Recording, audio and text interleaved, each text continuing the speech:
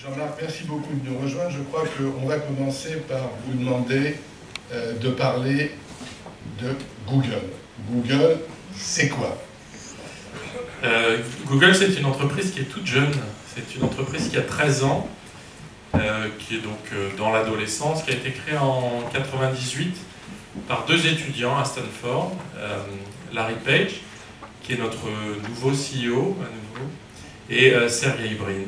Donc pour moi, Google, c'est le fruit à la fois d'une technicité, d'un algorithme, d'un brevet, et également de quelque chose qui est du registre de la littérature, de la vision, de la philosophie, qui est le contenu du web est organisable et chacun sur Terre doit avoir accès à ce contenu. On est sur des taux de croissance qui sont supérieurs à 25%. L'année dernière, le chiffre d'affaires de Google a été d'un peu moins de 30 milliards de dollars. Alors, c'est une belle histoire. La France est un pays important d'ailleurs pour Google, comme pour la plupart des entreprises de haute technologie. Merci Jean-Marc. On a une invitée surprise. Laurence Parisot, s'il vous plaît. Laurence, merci beaucoup d'être venue ce soir pour ce débat du MEDEF Paris. Comme tu vois, il y a beaucoup de monde. C'est très important pour moi ce soir d'être avec vous. D'abord, pour rendre hommage au MEDEF Paris. On sait que dans notre pays, la culture et le goût du risque ne sont pas forcément très développés. À nous, qui l'avons, nous entrepreneurs, de le promouvoir, de raconter des belles histoires. Et vous tous, là, les chefs d'entreprise du MEDEF Paris, je suis bien certaine qu'à un moment ou à un autre, vous avez pris des risques et que vous allez continuer à en prendre. Et que ça donne lieu à des success stories, peut-être pas aussi extraordinaires que Google, mais des belles histoires quand même. Je me tourne vers le président de Google France.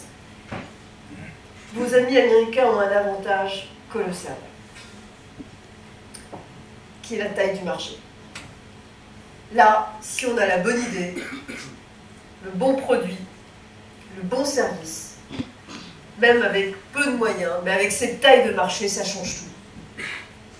C'est une des raisons, ce n'est pas la seule, mais c'est une des raisons pour laquelle nous devons défendre, coûte que coûte, l'Union européenne, le marché unique, notre monnaie commune, l'euro.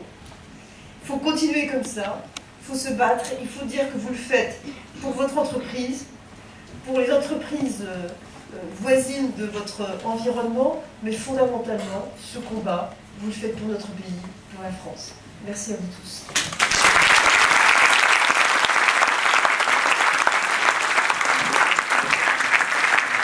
Organiser la suite de cette séance sous la forme d'un débat.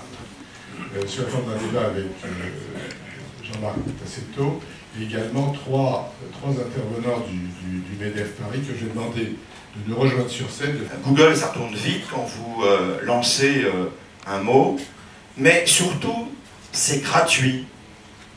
Google, c'est gratuit. Comment vous gagnez de l'argent? Eh bien en fait, dans la révolution initiale de Google, il y a eu deux disruptions majeures. La première au niveau technique, technologique, l'algorithme, et la deuxième, c'est dans le modèle économique. C'est un modèle économique où, et c'est pour ça que les PME et les entreprises de taille moyenne représentent la très grosse majorité des clients de Google, ça a été ma grande surprise, c'est parce que ces PME ne paient qu'à partir du moment où un internaute qui a cherché chaussures, soldes, clique sur le lien du site Spartoo, du site Starenza, et pour ne citer que. Donc c'est quasiment le modèle inverse du modèle publicitaire classique, qui est un modèle d'exposition. La deuxième chose, et ça participe aussi du modèle, c'est que la société est divisée en deux parties. Les ingénieurs qui se préoccupent de l'expérience de l'utilisateur et la partie business. Votre annonce n'apparaît pas uniquement parce que vous avez mis l'enchère la plus élevée, votre annonce apparaît parce que votre réponse est pertinente par rapport à la requête de l'utilisateur. Il y a plus de 4 milliards de requêtes par jour dans le monde. En France, c'est plus de 200 millions de requêtes tous les jours. Voilà. Si au bout de 2 ou 3 jours, les réponses qui sont faites à mes questions ne sont pas pertinentes, je suis à un clic des moteurs de la concurrence. Les entreprises françaises, si tu essayes de les regarder, qu'en penses-tu? Est-ce qu'elles utilisent suffisamment Internet d'une manière générale, et Google en particulier? On a participé à une étude McKinsey en France, mais il y a eu tout un tas d'études de même nature en Europe qui ne nous situent pas très bien quant à l'équipement et l'utilisation du numérique dans les entreprises en France. Vous savez mieux que moi que nous avons 2 700 000 entreprises, PME. Seulement 40% d'entre elles ont un site web et 30% sont actives. Ça nous met au 21e pays sur 27 en Europe. C'est comment est-ce que vous mesurez aujourd'hui à quel point tous ces aménagements de l'organisation favorisent la créativité, la productivité, l'évolution et le développement des équipes? Je dirais fondamentalement, c'est un tout. Comment est-ce qu'on mesure, si j'essaie d'être plus précis et plus concret? Premièrement, l'aptitude à recruter les meilleurs selon nos critères. La notion de il n'hérite de richesse que d'hommes, c'est quelque chose que moi je ressens au quotidien. Et à recruter dans la diversité. Le sujet, c'est pas, voilà, le sujet, c'est votre compétence, c'est pas ni la consonance de votre nom, ni votre genre, ni vos activités. Quelle va être votre valeur ajoutée?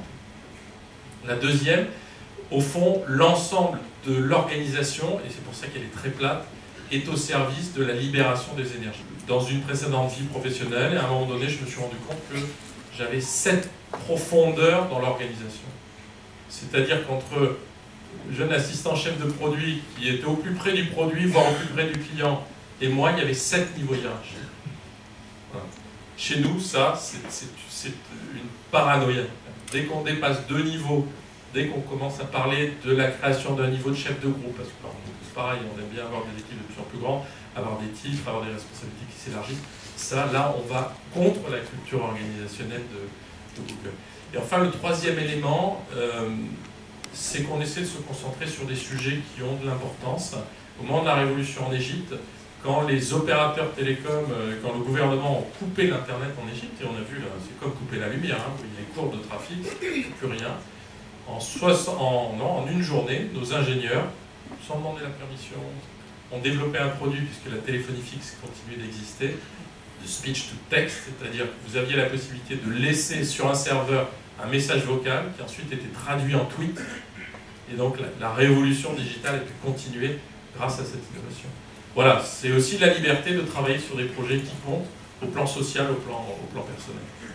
Dire que la vitesse compte en matière d'innovation, je pense que ces principes-là, ce sont des principes totalement extrapolables. Après, à chaque entité, à chaque entreprise, de trouver sa propre vérité. Vous voulez demain ouvrir en Pologne, vous voulez ouvrir sur l'Europe centrale, c'est extrêmement rapide. Et on peut vous accompagner. Parce qu'on a des outils de gratuité totale. Par exemple, j'ai découvert un outil merveilleux. Ça s'appelle Google Export. C'est une aide aux exportateurs. C'est-à-dire que vous avez la possibilité de savoir sur les 4 milliards de requêtes dans le monde, dans toutes les langues et dans tous les pays, quelles sont les requêtes qui sont liées à votre activité. Quels sont les prochains bouleversements que vous prévoyez pour notre quotidien? C'est le mobile. Ce n'est plus un téléphone mobile qui est un terminal personnel. Et c'est le fait que l'ensemble de ces écrans, et ça c'est Apple en tant que leader culturel qui a vraiment déclenché ces mouvements. C'est Apple qui en 2007 a dit il n'y aura pas d'Internet mobile, il y a de l'Internet sur le mobile. Et ensuite, ces marchés-là se sont ouverts, et ensuite nous avons lancé les plateformes, les OS ouverts Android, avec cette formidable révolution du smartphone, et que tous les écrans sont en train de se connecter.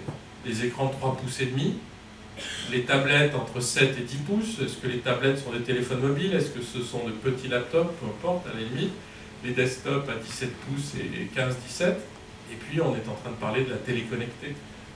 Et avec un sous-jacent qui est le nuage, le fameux cloud, dans laquelle seront stockés l'ensemble de mes données, l'ensemble de mes contenus, quel que soit le terminal.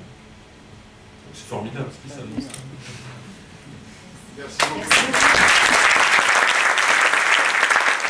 Après, moi je pense que ce qui me frappe beaucoup dans la culture Google, et je vais le dire avec un peu de provocation, c'est que je pense que souvent on vient d'une culture où par postulat, l'homme est fondamentalement peu appliqué, paresseux, un peu truqueur, et doit être contrôlé. La culture dans laquelle je baigne, là, est vraiment la culture totalement inverse. C'est-à-dire que le postulat, et c'est une espèce de pari sur l'application de l'intelligence, le postulat, c'est non, on adore ce qu'on fait. Quand on est ingénieur, j'imagine dans certaines de mes sociétés précédentes, en train de dire par exemple au directeur financier, on va donner à nos ingénieurs 20% de leur temps pour faire ce qu'ils veulent.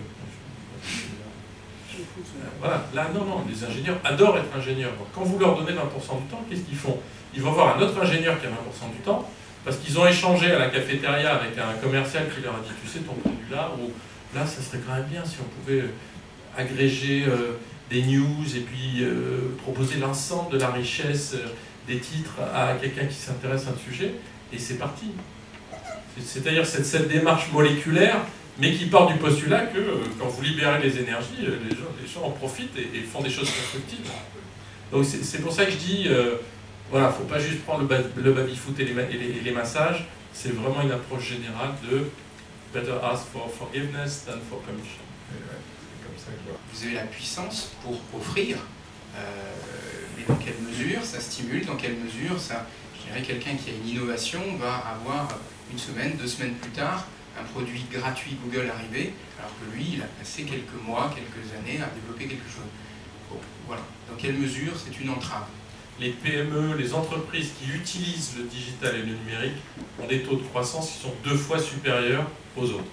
On a quand même plus d'exemples où les produits gratuits, ou la centaine d'API disponibles gratuitement, j'ai des exemples dans l'univers des médias, Google Earth, c'est des satellites, des photos gratuits. Vous avez une API, vous récupérez l'ensemble de ces images satellitaires, c'est ce que font un certain nombre de grands titres de la presse, et vous utilisez, vous exploitez ces images satellitaires pour enrichir votre contenu. Néanmoins, quelle est votre position vis-à-vis de Facebook, qui en fait attaque le même gâteau publicitaire que vous avez, contribué très largement, sur lequel vous êtes leader?